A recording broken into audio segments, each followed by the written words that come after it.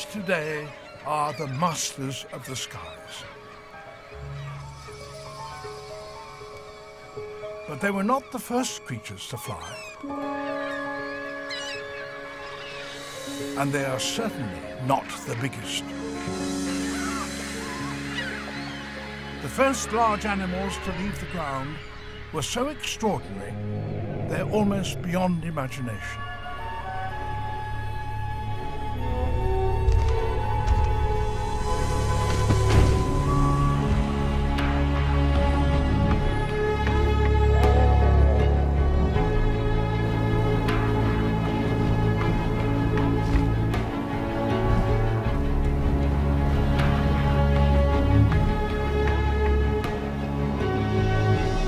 They were reptiles.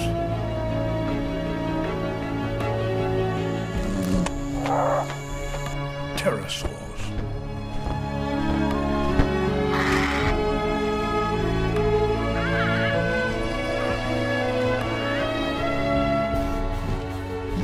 They evolved into a huge variety of species.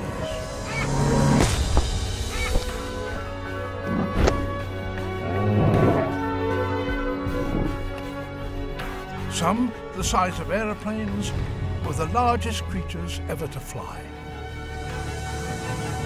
They could travel halfway around the world in a single flight.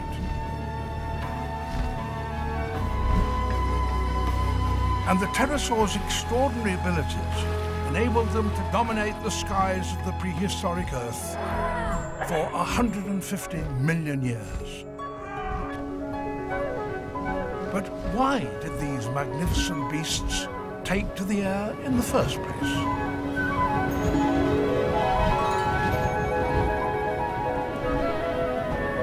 How did they fly? And why, after such success, did they vanish?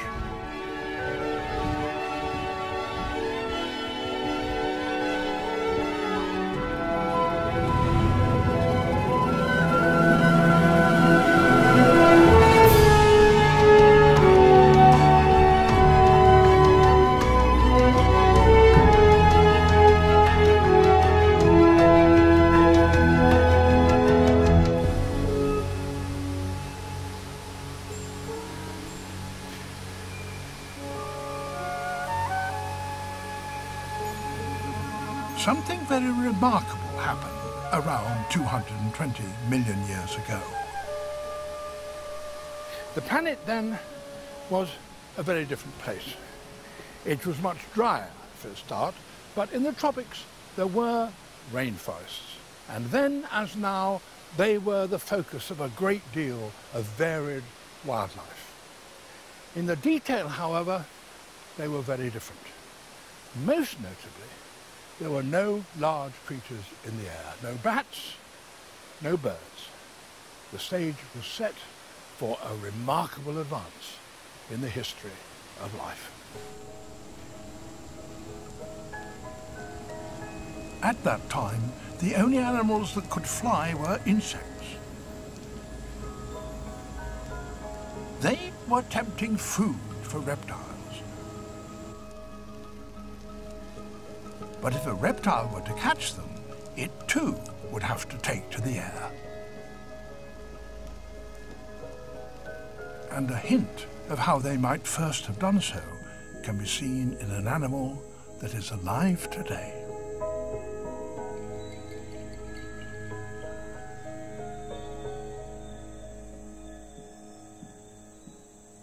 This little lizard, called Draco, is found throughout the forests of Southeast Asia. And it must certainly have had, in the far distant past, lizard ancestors and cousins that looked very much like it. Like them, it finds its food, insects, throughout the forest. And to do that, it has to get around. And it has a very interesting way of doing that. Draco is an excellent climber. Light in weight and with powerful gripping claws, it can run along the branches of the highest trees in pursuit of its prey. But Draco faces a problem. How can it travel from one tree to the next without going all the way back down to the ground and then up again? The way it has evolved in doing so gives us a clue as to how early reptiles may first have taken to the air.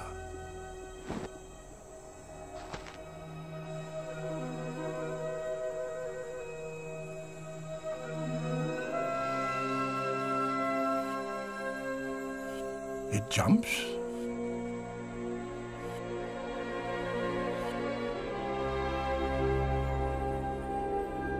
but it does more than just leap. It extends the width of its body by opening flaps of skin along its flanks. And they enable it to glide.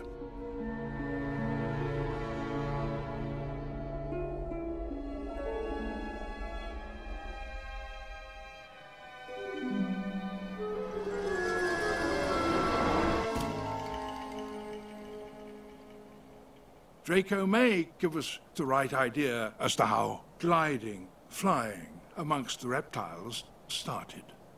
But one thing is certain, flapping flight, powered flight, remained the preserve of the insects for a very long time. And then one group of reptiles developed even that. And the evidence of how they did so is really very intriguing.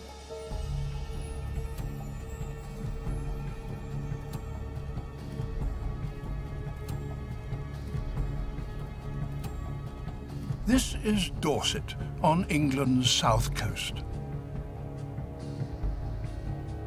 And this is where my journey into the past begins.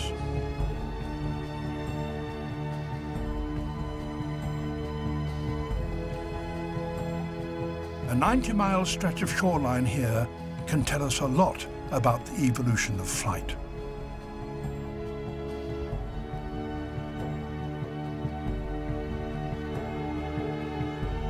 This is the Jurassic Coast.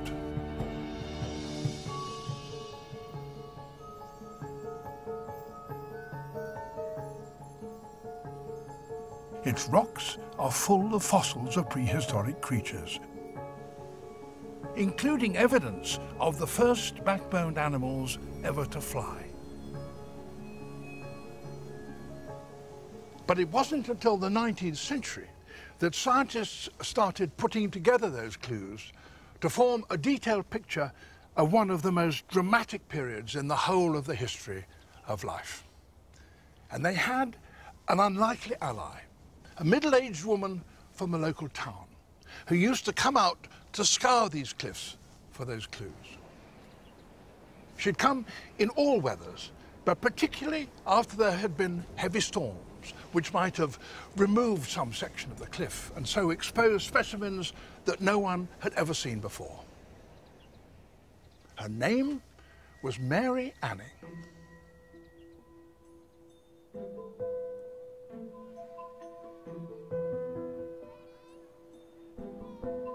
Mary is, for me, the heroine of this remarkable story. She had an almost unbelievable talent for unearthing fossils.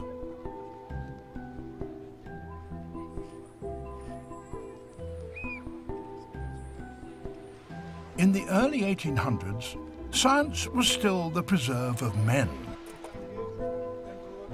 Yet what she managed to unearth brought academics flocking to her hometown of Lyme Regis. So extraordinary were her achievements that some called her the Princess of Paleontology.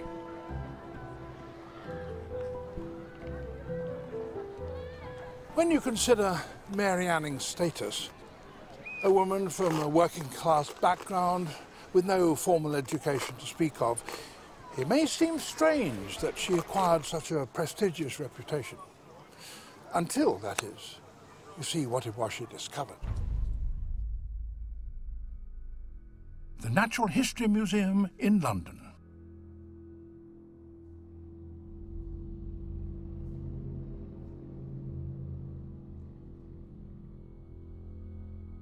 It holds one of the most comprehensive collections of fossils in the world.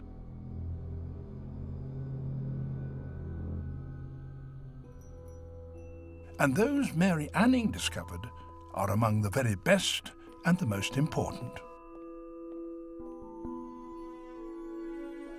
A whole section of the museum is filled with her finds.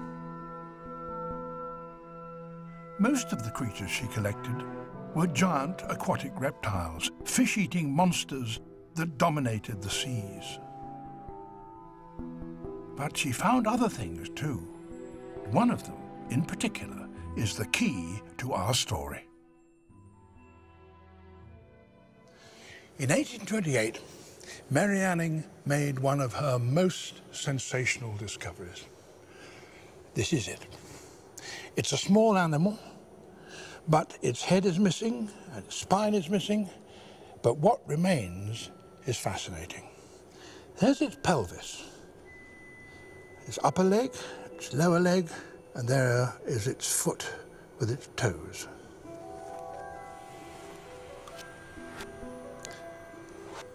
And here is its arm, which ends with a hand with fingers, except that one of these fingers is hugely elongated. It runs all the way along here.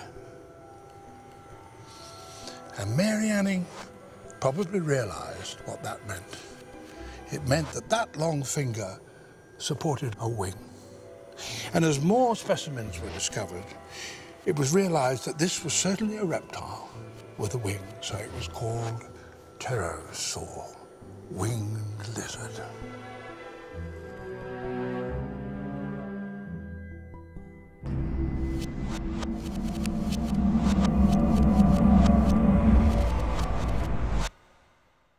Mary Anning had found the blueprint for the first large animals ever to fly, a creature that set the pattern for a whole new phase of aerial evolution.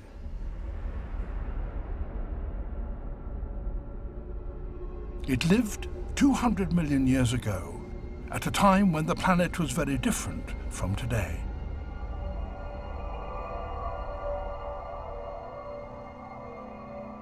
Much of it was tropical.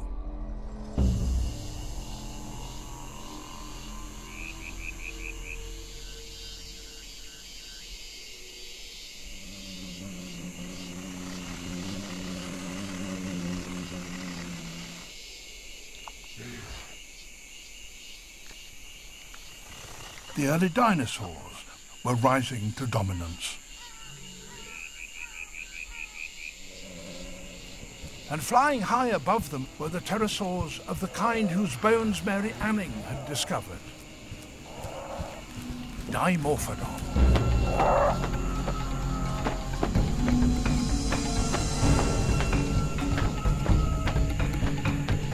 Up here in the trees, they were safe from those predatory dinosaurs down on the ground. And there were plenty of flying insects for them to catch and eat.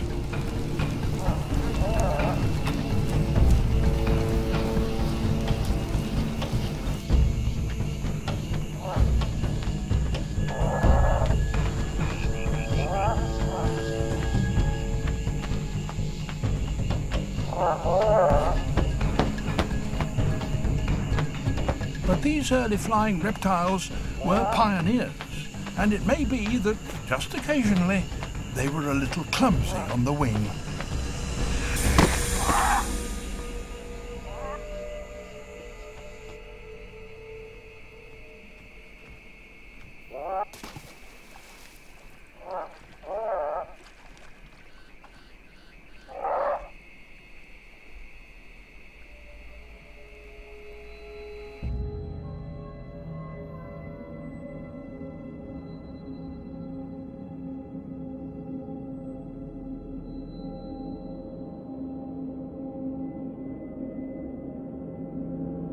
Sometimes, as their bodies lay on the sea floor, they were slowly covered with mud that over millennia eventually turned to stone.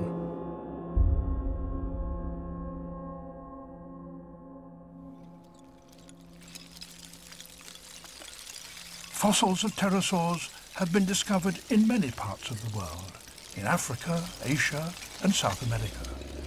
But the very first were found here at Solnhofen in southern Germany.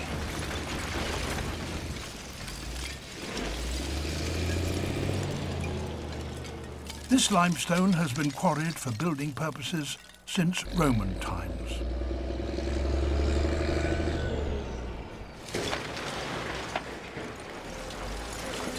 But those who work here sometimes find something far more valuable than just roof tiles.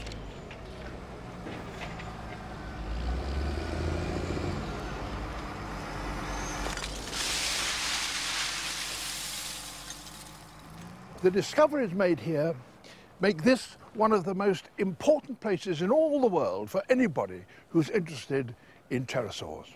And the perfection of their preservation has enabled us to unlock many of the secrets about how these wonderful animals flew. The Solnhofen limestone formed on the floor of a shallow tropical lagoon, protected from the currents of the open sea by a reef. So its waters were still, and there were few currents to disturb the rotting bodies.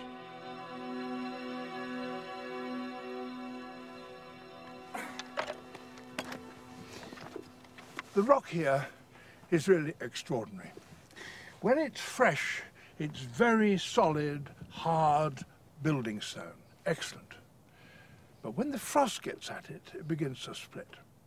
And when it's really weathered, you can open blocks of it like leaves of a book, like that, for example. And sometimes there's something written on these leaves, but mostly nothing. And maybe for I was going to say maybe there's nothing, but on this one there's a perfect little ammonite, a shellfish. This quarry has produced so many fossils that the town's castle has been turned into a museum to house them. The majority are sea creatures. But sometimes there are animals that fell into the water from the skies above, pterosaurs. Here is one that did. It's a kind called Rhamphorhynchus. Not only are its bones still connected as they were in life, you can even see something of its soft parts. This is one of the most perfect pterosaur fossils ever found, and it's a miracle, bearing in mind it's 150 million years old, and yet it's complete in all the tiny details.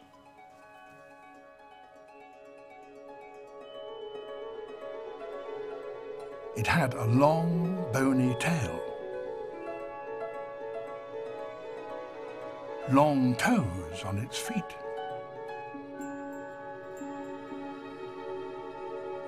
its spine and its ribs still connected.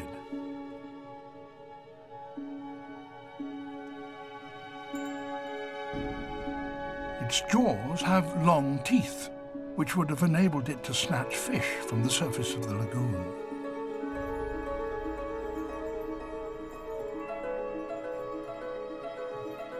But the most fascinating parts of its anatomy are its wings. They are supported, as in all pterosaurs, by a hugely elongated finger.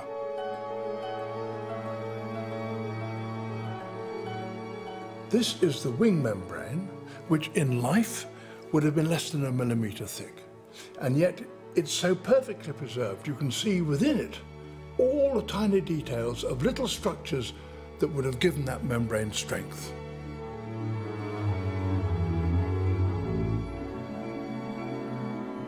There are rows of tiny fibres called actinofibrils, which may have given it precise muscular control right across the wing surface.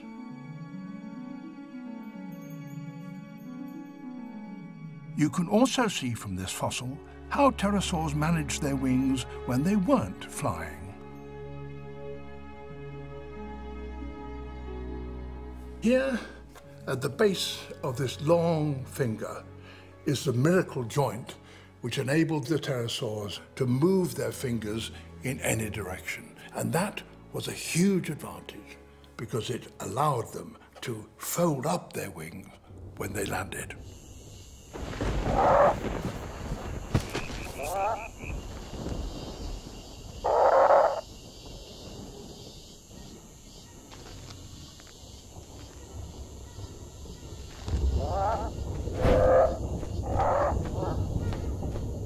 The pterosaurs had evolved a brilliant first solution to the problems of travelling through the air. But they were about to become even better aeronauts.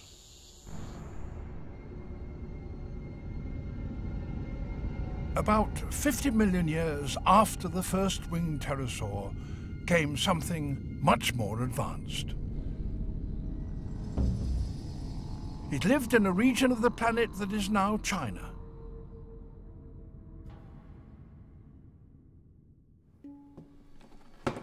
Its skeleton was unearthed by one of the world's leading experts on pterosaurs, Dr. David Unwin.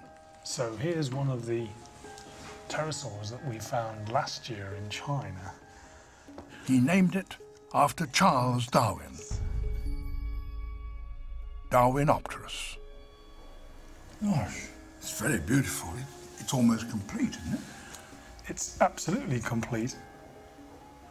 We could tell that from things like this long tail that we're dealing with a rather primitive kind of pterosaur. These are the classic features of that group.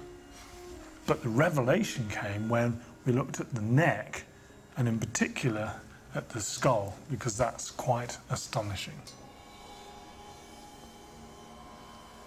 Well, it's huge, isn't it?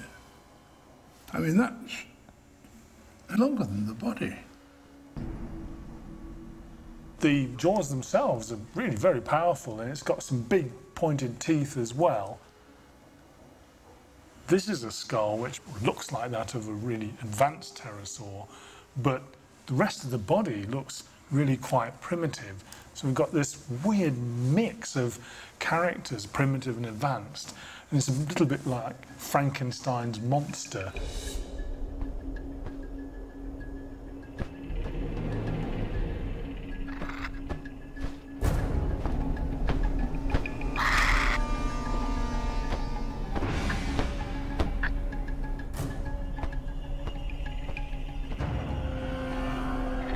The big head and pointed teeth of Darwinopterus makes it clear that this was a predator.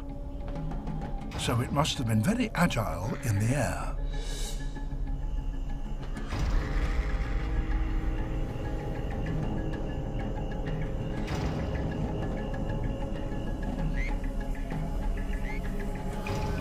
But this pterosaur wasn't just eating insects.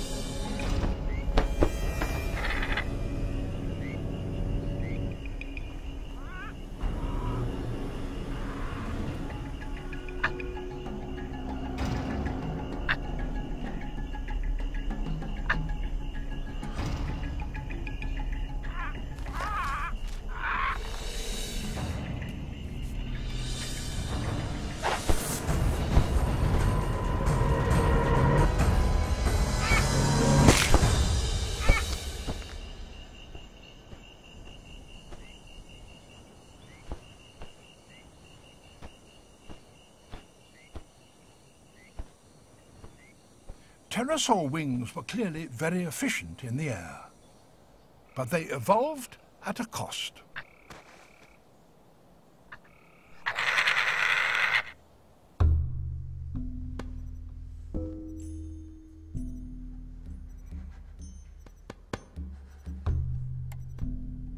Using wireframe computer simulations of pterosaur movement, David Unwin has investigated how they moved on the ground. What I've done is to feed the vital statistics of this pterosaur into the computer and build this model that you can see on the screen. it's easy to see that walking on flat surfaces would have been quite difficult for it. Did they always move around like that? Well, we can try and get him to stand just on the hind limbs alone, like a bird. But when we do that, I think you can see he's not very well balanced at all, looks quite unstable, and worse still, the tail is actually catching on the ground.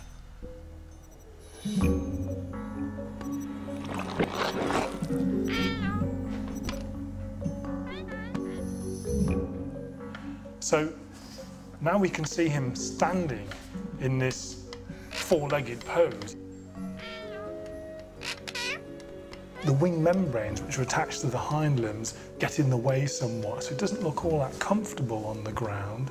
And in fact, when we look at the claws on the hands and the toes, we find that they're really not well suited to life on the ground at all. Where's he off to now?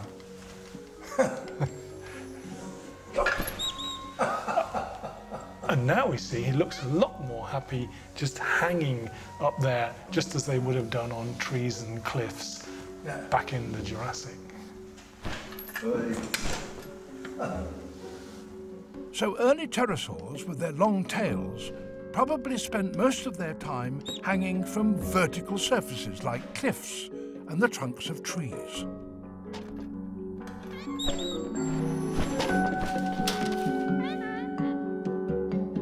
But if they were to spread beyond those environments, they would have to change the shape of their bodies. This fossil is 140 million years old. It has the enlarged head of an advanced pterosaur, but its tail is different. It's become much shorter.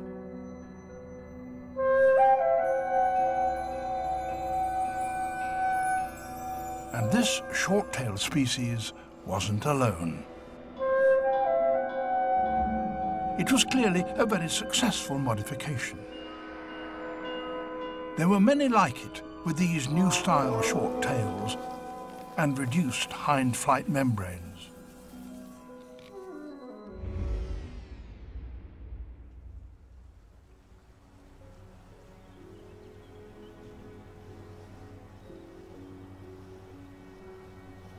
Here in France, at Cressac, in the valley of the Lot, discoveries have been made that give us a unique insight into the lives of these new-style pterosaurs.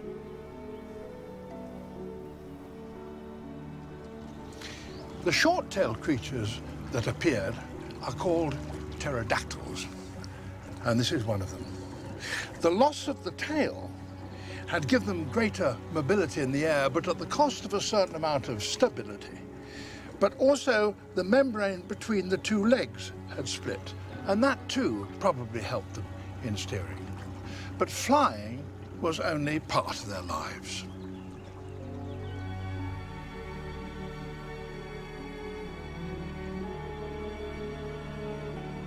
The sea in which these limestones formed was here quite shallow.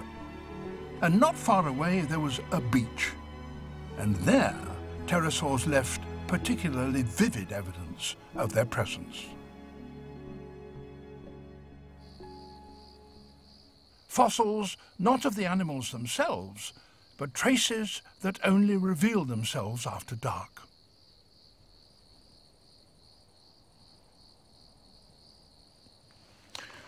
The best way to look for fossils here is at night, because then you can control the light and make sure that it shines almost horizontally across the surface of the rock, and so expose every tiny little mark and ripple.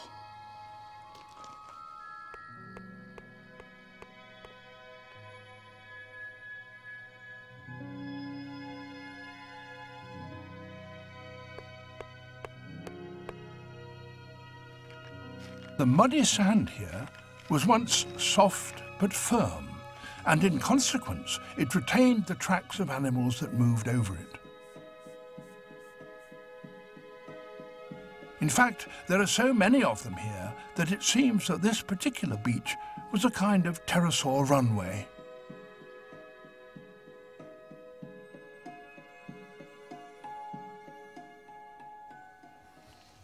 here is a track that extends for 11 feet, between 3 and 4 meters. The most distinct tracks are made by the feet. There's one, there's another, there's another. But outside these footprints, there are other rather more indistinct prints which are made by the knuckles of the hand without the little finger, which of course is enormously extended and supports the wing membrane and is cocked up in the air. There's one, there's another, there's another, and there's another. And when you examine the footprints, you can see that they have 4 toes, not 5, 4. That's a sign that these were made by short-tailed pterosaurs. And the distance between the feet varies. Sometimes it's relatively short, sometimes it's longer. And that's because these animals moved at different speeds. When they were moving at speed, they took bigger strides. So these show, this marvellous deposit shows that short tails on the ground were really very nimble indeed. And that's probably because the membrane between the legs in the short tails has been divided, so the legs have more freedom.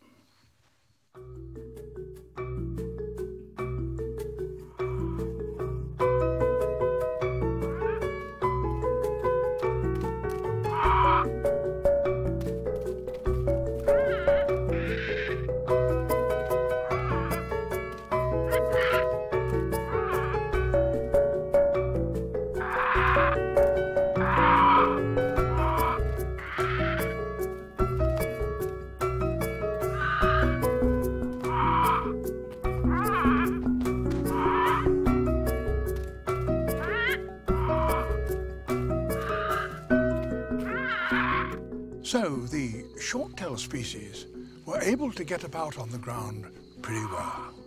And that was important because it enabled them to exploit new sources of food.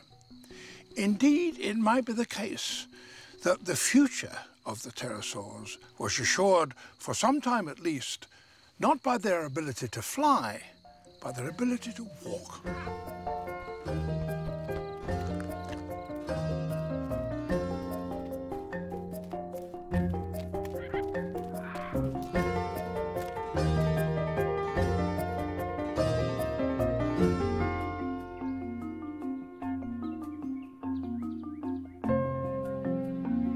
This ability to walk had a profound effect on pterosaur evolution.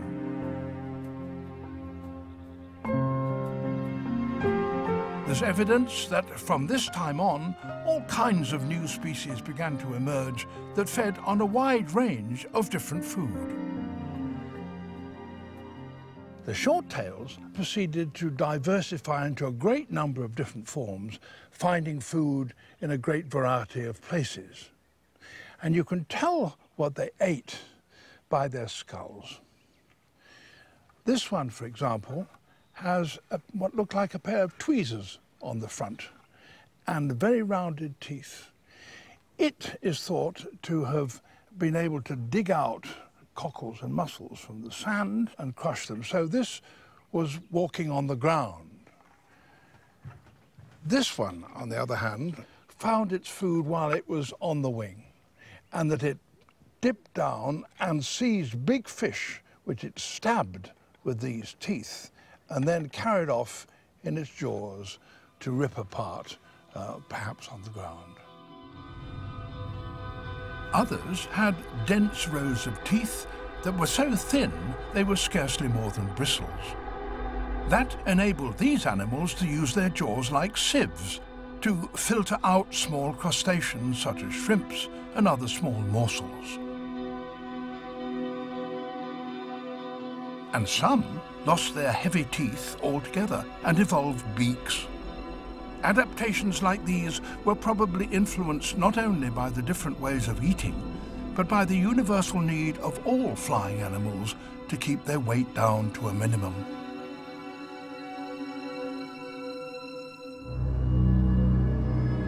So by about 80 million years ago, the the short-tailed pterosaurs dominated the skies.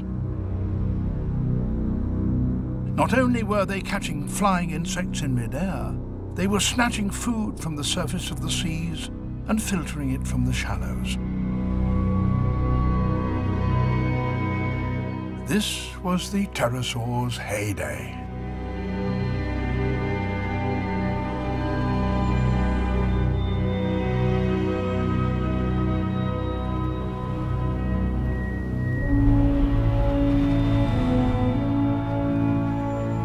One species in particular symbolizes their success. It's called Pteranodon.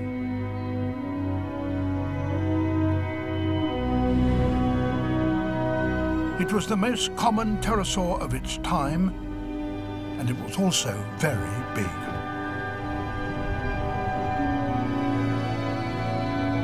It measured about 18 feet from wingtip to wingtip.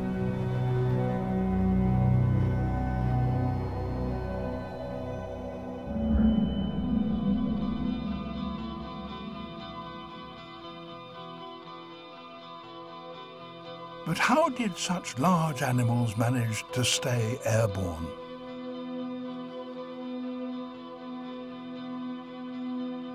You can see the answer in this fossilized bone. It's hollow. It's been treated with acid so that you can see inside it. And inside, it's got a network of struts to support the bone. So it was very, very lightweight. The full extent of these cavities is revealed by X-rays. And a cross-section shows that they had another and very valuable function. This is the upper arm bone of a pterosaur. And at the top, it has a hole. And that's a clue as to how they generated power, because it was connected by a tube to the lungs and internally to these cavities. So it was in there that the pterosaur was able to store air and the oxygen that it contained, and from that it could get the power when it really needed it.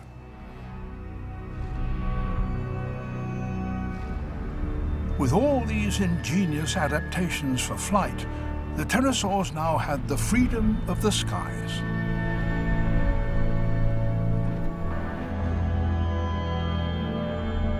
But a new kind of flying reptile had been evolving away from the coast in the forests farther inland, and its arrival would have enormous consequences for the pterosaurs.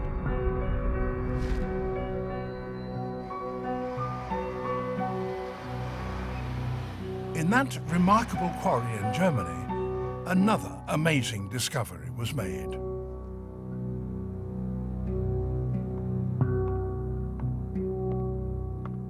Among all those shellfish, shrimps, and fish, something utterly new had appeared.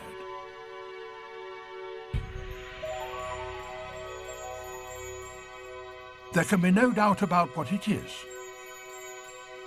It's a feather. And a few months after its discovery, a quarryman found a fossil of the animal to which it must have belonged. Its outstretched wings made it quite clear to anyone that this was an animal that could fly. They called it Archaeopteryx. And this is what it may have looked like in life. The feathers on its wings are strong and rigid, so they don't need to be attached to the legs as membranes do, and it leaves the legs free so that they could run. The head doesn't have a lightweight beak like modern birds, but is still very much the head of a reptile with bony jaws and teeth in it. And the tail, too, has a line of bones running down its length, just like a lizard's tail. So this is half reptile, half bird. We now know that Archaeopteryx was not alone. There were several different kinds of feathered reptiles living about this time. Their skeletons are very rare, perhaps because they lived inland, where conditions for fossilization were not as good as they were in the coastal seas.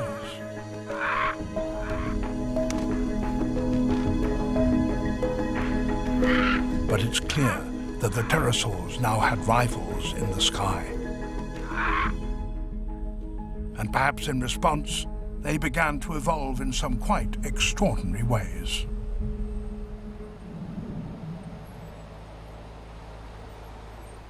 In Texas, aeronautical engineers are trying to understand the pterosaur that is surely one of the oddest creatures that ever flew.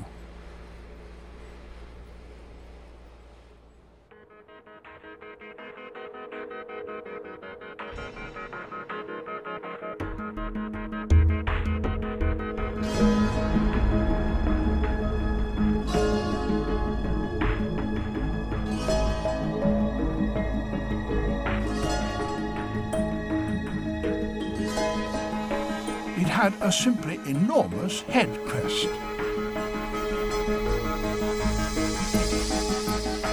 It's called Tapejara. This reconstruction of it is the result of 7 years of study by evolutionary biologist Dr. Sankar Chatterjee. He used data from fossils discovered in Brazil, and he has advanced some revolutionary theories as to how this animal used its amazing body. This huge crest was developed, some kind like motion sensor. So they could pick up if there is a disturbance in the wind, and they could relay to the inner ear, they have a very large ear, and which is like a gyroscope. So nerves in this go down into the brain? Brain. So any factor working on this is going to be relayed to the brain? Relayed to the. It's almost like autopilot device. It's a sensor. Also, it's a beautiful steering device. This is much more extreme than any other. Right. So what could this do that the others couldn't do? One of the things, as I said, that they could really turn very quickly. So it's like a steering. It's like a radar in front. So this enabled them, in fact, to be more aerobatic. Aerobatic, yes.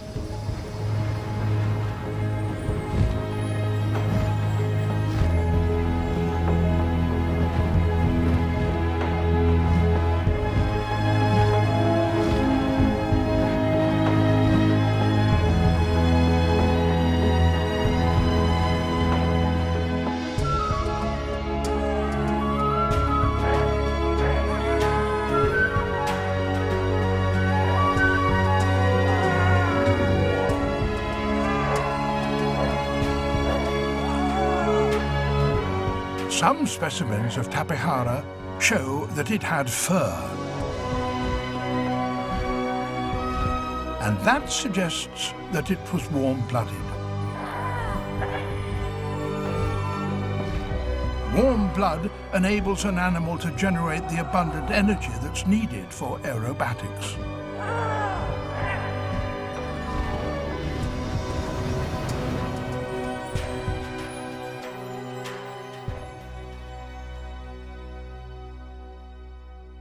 But Dr. Chatterjee has another imaginative and controversial interpretation of Tapejara's bizarre anatomy. What we have found, especially this model, we did some simulations. That is, when they simply raise their wing, they could also sail.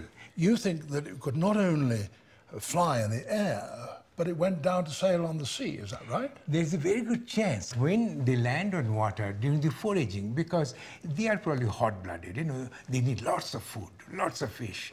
And during the foraging, maybe the whole daytime, they will just eat and eat and eat. So how to move, how to cover the large area. And it looks like that it was a beautiful, sailing animal, just like a sailboat. Did the head crest have a function when it was on the water? I think so. Basically, when they're sailing, the head crest would be just like a jib, the very front sail of a sailing boat. And these two would be the main sail. And simply by, arranging these, 3 cells, they could really sail very fast.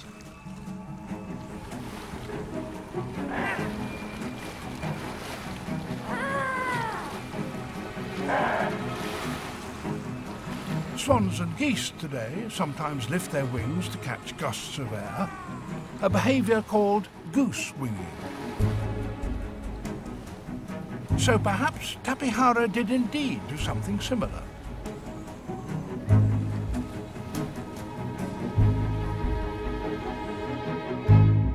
But big head crests had a much more likely function. There are clues of what that might be in animals alive today, like this colony of gannets on Bass Rock off the coast of Scotland.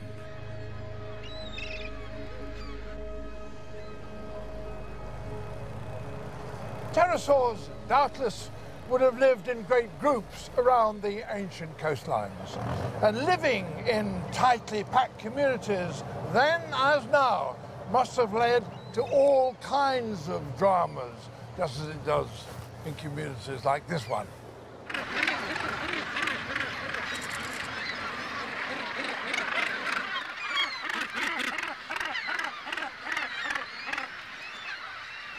Gannets nesting close to one another squabble with their neighbours over food and territory.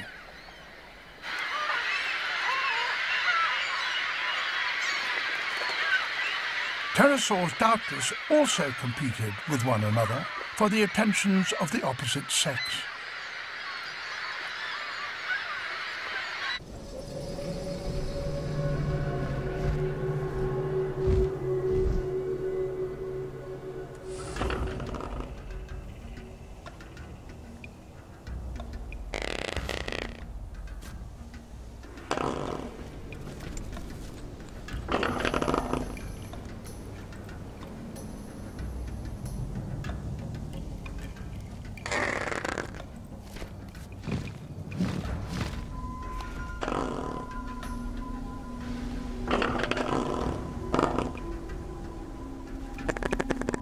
So perhaps Tapihara used its huge head crest in displays to its mate during the breeding season,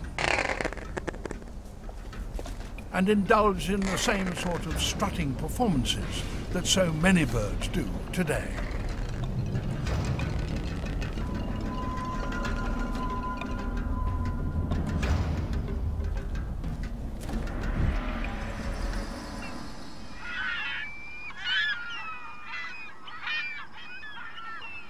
After their courtship, pterosaurs, just like birds, laid eggs.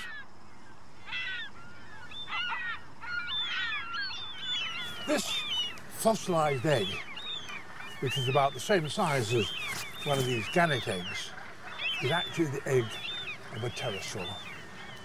And although it's squashed flat, it's marvelously preserved, so you can see details of the bone inside. The head, as you would expect with the bird head, is quite well formed. It's amongst this mass of bones here. But whereas a bird's wings would hardly be formed at this stage, here the pterosaur wings have got these well-formed bones in them. And that leads us to one extraordinary conclusion. A pterosaur chick, when it hatched, was almost immediately able to fly.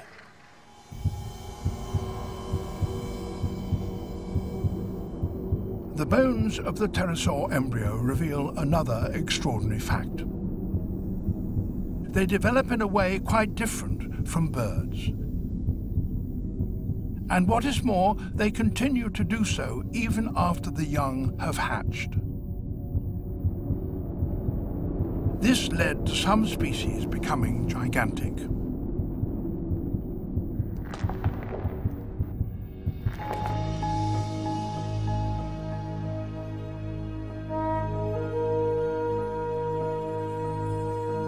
Here in the southwestern United States, close to the Mexican border, evidence was found of the largest animal ever to fly. A pterosaur so gigantic that for years some scientists refused to believe that it could have existed.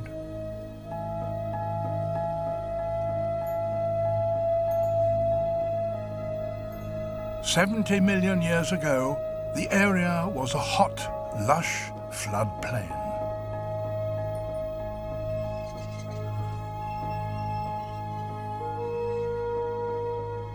I've come here to meet fossil hunter Doug Lawson. And here, Doug made one of the most remarkable discoveries in the history of pterosaur research. On the side of the sandstone hill was this one isolated bone.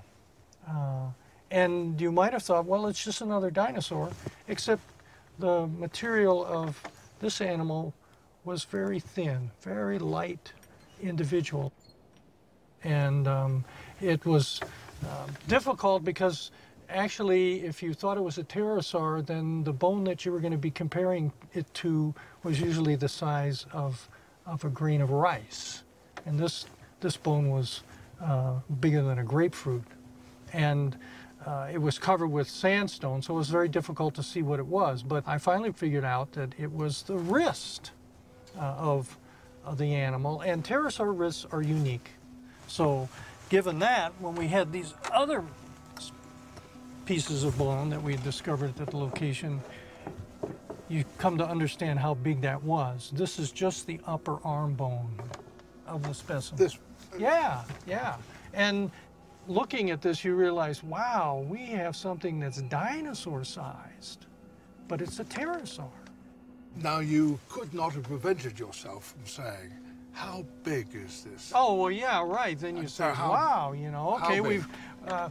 so based on what we had, the estimate was about 50 feet. Wingspan. Yeah, 50-foot wingspan. I mean, estimate. that is gigantic, isn't Oh, it? yeah, definitely. Mind-blowing. And I mean, did people believe it? Well, there was some question. No other pterosaur was even half the size of this one. And the fact that something so large that could fly, there was almost an aerodynamic question of whether this could even be. It was a truly astounding discovery. His creature had wings that were so large they could easily have spanned the width of this building.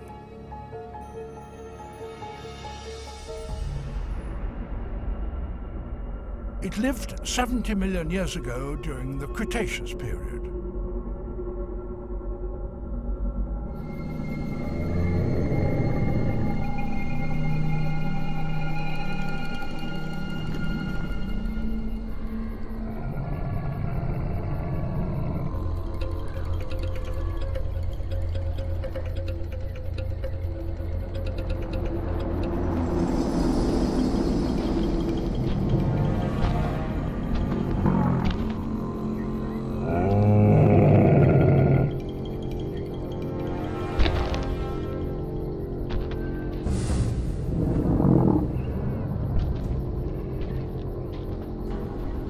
It stood 20 feet high, so tall it could look a giraffe in the eye. This was Quetzalcoatlus, named after the serpent god of the Aztecs. It was probably a scavenger, using its long neck to probe deep into the carcasses of dead dinosaurs.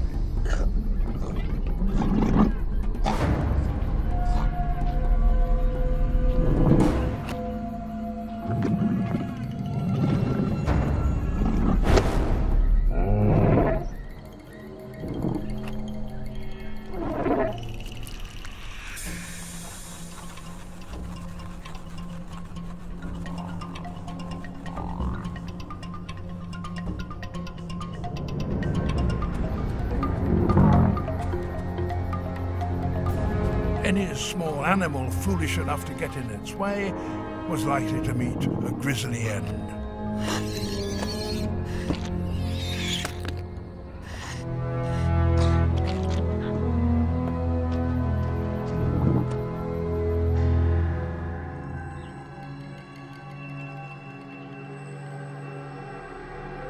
But how did the giant Quetzalcoatlus get off the ground? The answer may be found inside the pterosaur arm bones. There are two things you have to get right if an animal the size of a giraffe, like Quetzalcoatlus, is to get into the air: weight and power. And a close examination of the bones show how the pterosaurs did that.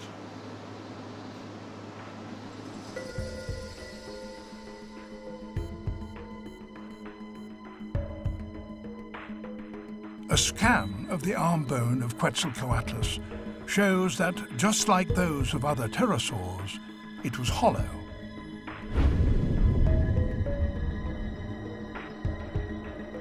This animal was very lightweight. It may have been the size of a giraffe, but it was no heavier than 2 human beings.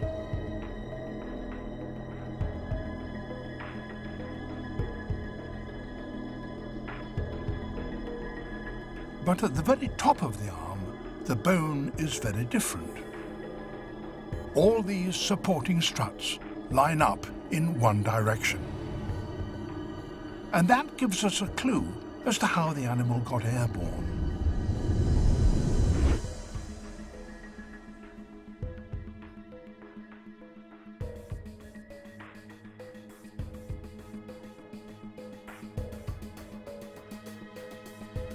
The upper arms were reinforced so that they could withstand a sudden burst of great power without breaking. The animal used all 4 of its limbs as a giant catapult to launch its body skyward at 35 miles an hour.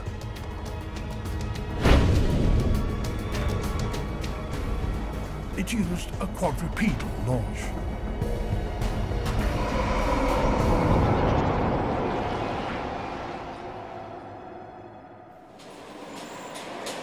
But how did it actually fly?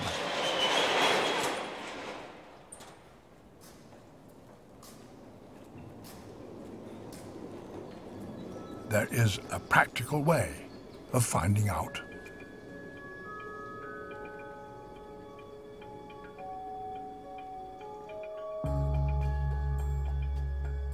A modern glider is about the same size as that giant pterosaur. It too has long, slender wings, and it too is extremely light. This flying machine is so lightweight it doesn't even need an engine. All it requires is a tow to get it into the air.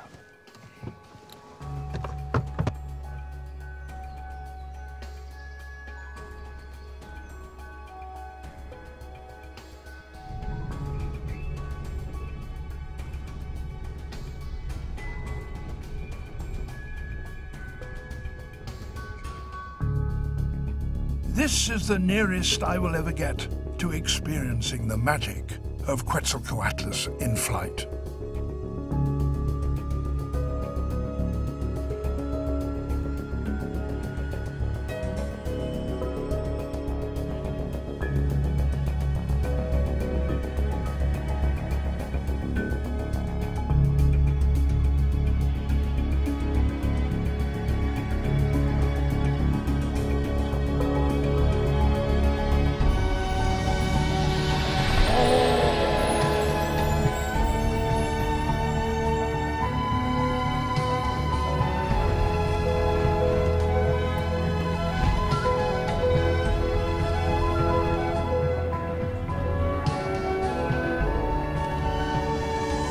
With its giant wingspan, this was the largest animal ever to fly.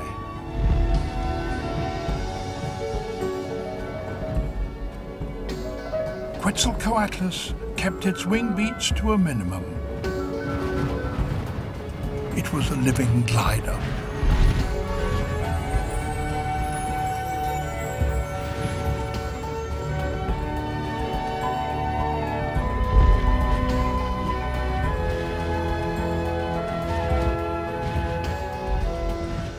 and it had much more detailed control than even the most advanced and sophisticated of modern aircraft. We are controlling our flight using, at least in part, our tail. However, whereas powered aeroplanes have tails and birds have tails, advanced pterosaurs like Quetzalcoatlus didn't have a tail. So steering must have been much more difficult and would have required very considerable brain power. But there was, people think, a payoff to that, because without a tail, Quetzalcoatlus was even more maneuverable than we are in this.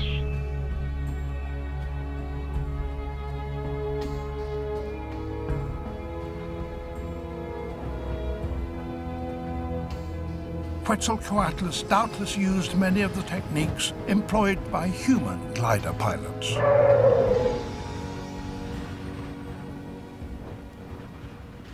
To maintain our height, we need to find a thermal. Those columns of warm air that rise from patches of the landscape that heat well in the sun, like patches of rock. You can tell where they are because white fluffy clouds form at the top of them. And there's one over there, and we're going to have to get to it if we're going to maintain our height.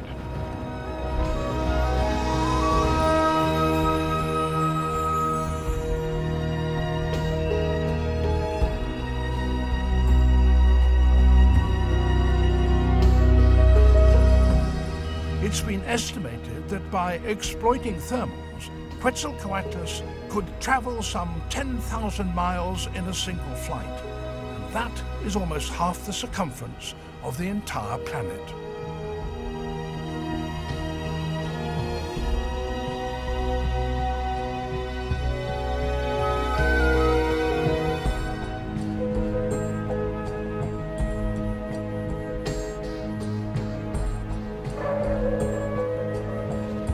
It might even be that, like some eagles today, these flying giants undertook long migratory journeys every year.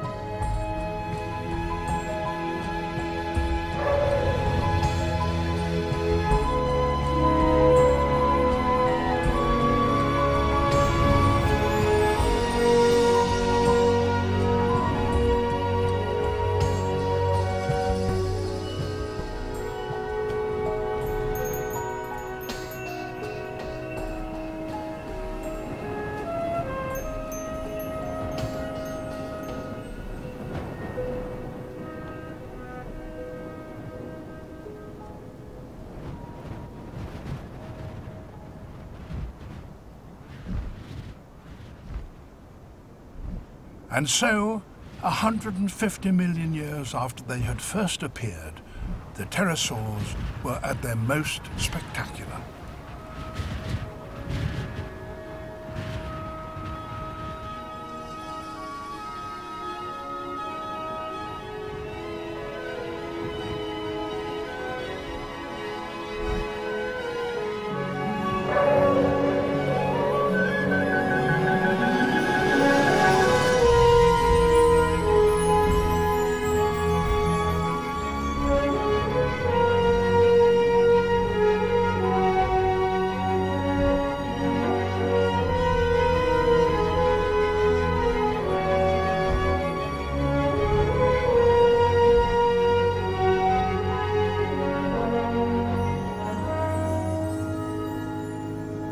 And then, suddenly, they vanished.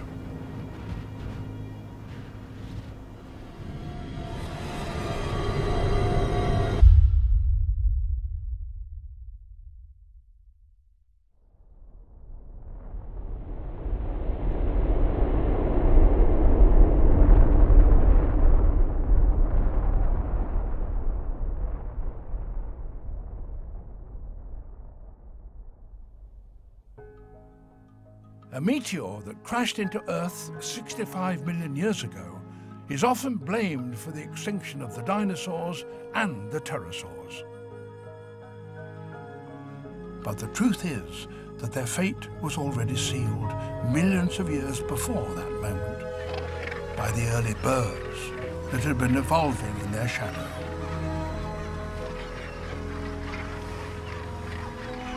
It was the birds that rose from the ashes of that meteor. They occupy all the niches that the pterosaurs once did. So why did birds survive and the pterosaurs die? Birds had one great advantage over the pterosaurs. Their rigid flight feathers meant that their wings had no need to be anchored to either their flanks or their legs.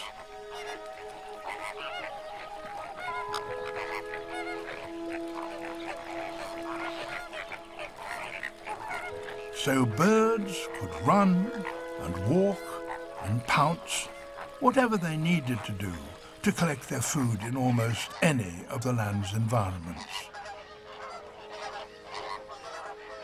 No pterosaurs, encumbered by their skinny wings, could wade like flamingos.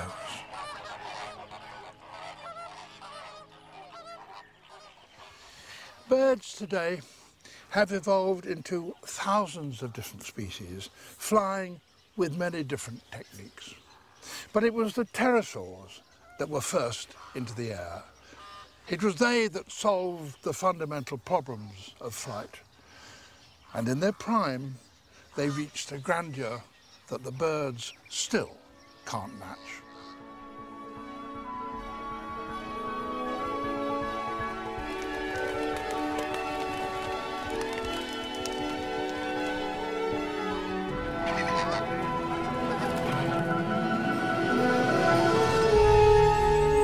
The dynasty of the pterosaurs lasted over 150 million years. We human beings have only been around for about 2. But only now are we beginning to appreciate to the full the wonders and splendors of those pioneers of flight, the pterosaurs.